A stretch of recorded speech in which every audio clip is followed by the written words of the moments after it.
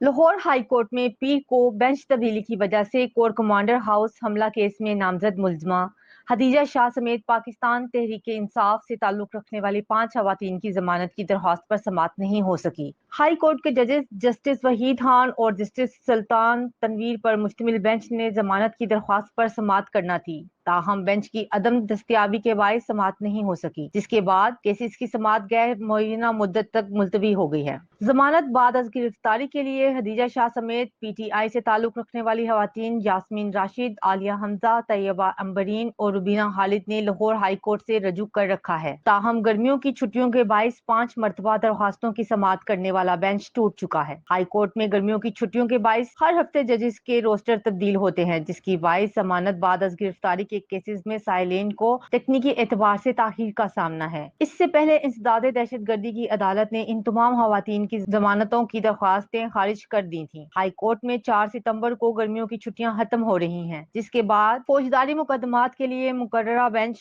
जिसकी सरबराही जस्टिस अली